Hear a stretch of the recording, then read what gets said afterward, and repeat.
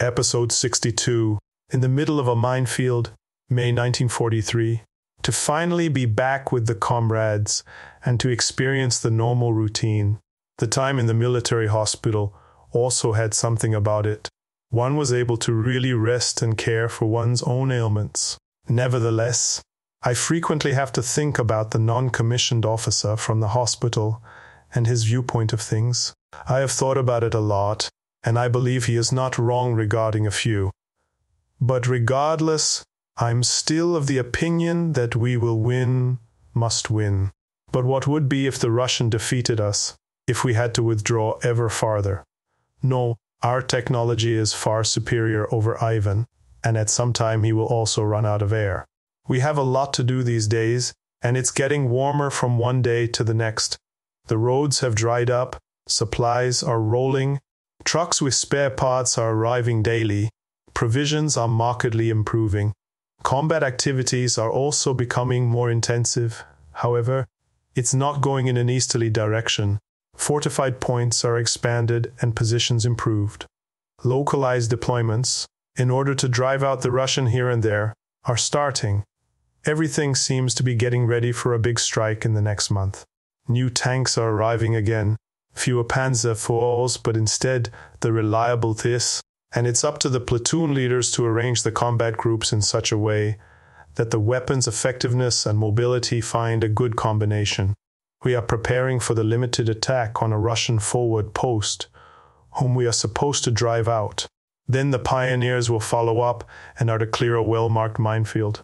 We would then traverse it, fill in an anti-tank ditch at some point, and go into position in front of a river crossing until relief arrives. That sounds like a lot of trouble, but if everything comes together, it should work out. The Air Force is involved. We're taking along an officer who is to coordinate the air attacks. Like a forward observer of the artillery, he keeps radio contact with the Air Force. This time we're fielding 6 tanks, 4 armored personnel carriers, and 2 anti-aircraft guns on half-track, as well as a field car and a few motorcycle troops. The pioneers are in addition to that. That's really quite a large assault unit we have there. It's going to the east. The Russians are apparently sitting on top of a hill which has to be captured. In the early morning hours, it begins. The senior ensign is still wearing his bandages, but he states that it had healed up pretty well already. We're rolling off and are driving with the tanks in the middle of the convoy. We pass the forward posts. The officers are getting a first-hand report of the situation in front of our own lines. It's said to be quiet here, but 2 kilometers away is apparently the first Ivan in a foxhole.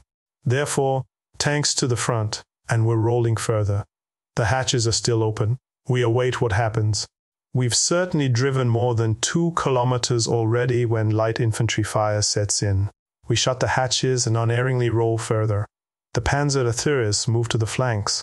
We push ourselves onward in a broad wedge. Now machine gun bullets are also impacting the armor plate. I'm waiting for targets. Sporadically, the armored personnel carriers with the machine guns are shooting at suspected positions.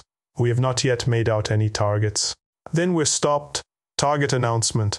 Foxhole. High explosive shell. Fire. Reload. And with the second round, machine gun parts and certainly also soldiers are tossed around by the flash of the explosion. The fire distribution is good, and the thin veil of Russian infantry is dispersed without friendly casualties. Whoever surrenders is brought to the rear. On it goes, and we drive for another 20 minutes until the hill is in sight. Here, the dance already sets in. We receive poorly aimed anti-tank gunfire. The anti-tank gun emplacement is fought down, and we're able to shoot another anti-tank gun to pieces. Here, the armored personnel carriers are also flanking, and the grenadiers are pulling the last survivors from their positions. We also have a few wounded, but that's not worth mentioning. And now here, the minefield starts, and we're assigned our positions. With the long barrels, we're standing a bit offside, but are able to take a sector of 40 degrees completely under fire. In the meantime, the pioneers are getting on with the job. We're sitting on top of the turret and are smoking. I'm watching the pioneers work and still have to think about the comrade at the military hospital who had part of his hands torn off by double mines. Well, I think the pioneers here know what they're doing. We watch the horizon, but there's not a lot to see. The sky is partly cloudy, so also some good flying weather, but the Reds aren't coming. A few reconnaissance vehicles have circumvented the minefield and are scouting the approach. They return after an hour and report a bigger tank unit approaching, which will arrive here in about 30 minutes. Already, the Air Force forward observer is on it, and as far as I can tell, he is relaying this to the Stuka units. They are then, with adequate fighter protection, supposed to attack the tank staging areas. 20 minutes later, the Mi-S and Ju-S are thundering by over our heads and are seeking out their prey. To us, the enemy is not yet visible, but we see how the big birds are diving out of the sky and then pull up again. They're throwing quite a bit on the Russians' little heads. After a further 10 minutes, the Stukas turn away and fly back. The fighter planes fly escort. To us, this much is obvious, that whatever they wanted to attack has now been bombed to pulp. The pioneers make good progress. After 2 hours, we're able to relocate further forward, further in the direction of the clouds of smoke caused by the attack of our planes. We leave the minefield behind us. The pioneers prepare the detonation of the recovered mines and other things that were buried in the ground. I'm sitting on the side of the turret and am literally startled when the loud bang of the explosion hits my ears. The senior ensign is looking out of the turret. By now, he's taken off his bandage, since he otherwise can't wear his headset properly. He's got quite the scar, god dang, but he takes it stoically and is in the meantime also able to laugh about it, although not outright. At least he take it with a smile when the other commanders tease him. On it goes. Now we arrive at an anti-tank ditch. We secure the flanks and take position close to 800 meters further. When we're there, we discover a crossing which the Russians apparently prepared for an assault, but we're not taking any chances. The battle group is informed, and we let the pioneers examine the crossing.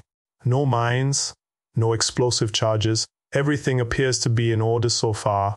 We dig ourselves down the slope and back up on the other side. Child's play for our Rocinante, but I think the field car won't get through this. All make it through. Only the field car has to be towed by a half-track. On the opposite side, it goes further. Slowly we push forward. Here we have little information, and the terrain is confusing. We advance further toward the clouds of smoke, and soon we're able to see the smoldering wrecks of the Russian tanks. At least 10 tanks are sitting here destroyed or damaged. More tank tracks have moved off to the south.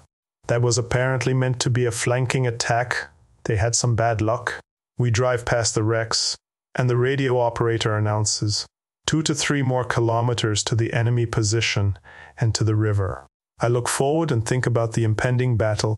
I have my side hatch open and I'm enjoying the sunshine. Suddenly a bang, the lead tank is almost tossed on its side. A large billowing cloud of smoke is hanging above the vehicle. The rear is burning. 2 figures are trying desperately to get out of the turret.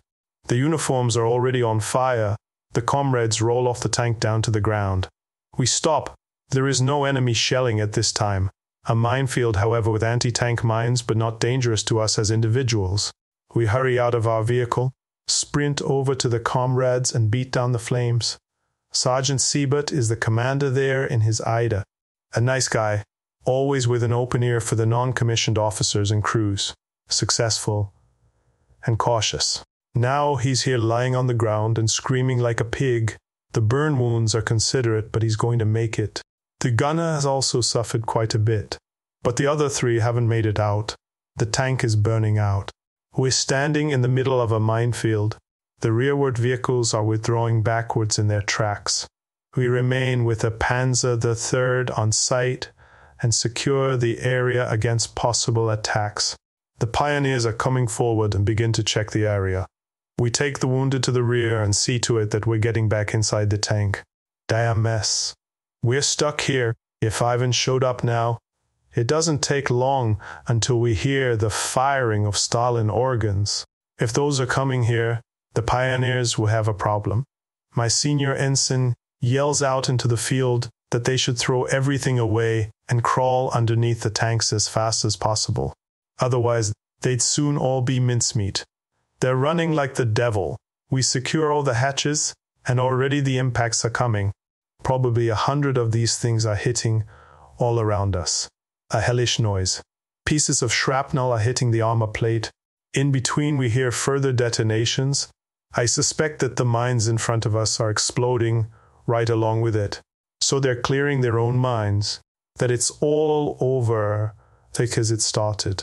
The remaining battle group came out unscathed.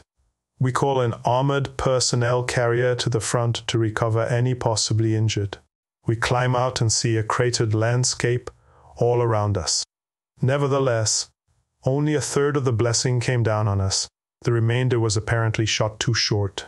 Unfortunately, the pioneers suffered some casualties. I am outside with the radio operator and taking care of the wounded. 1 dead, 2 severely wounded, and 1 lightly wounded are to report. These Stalin organs are really no fun. The shrapnel effect is enormous. We load up the wounded.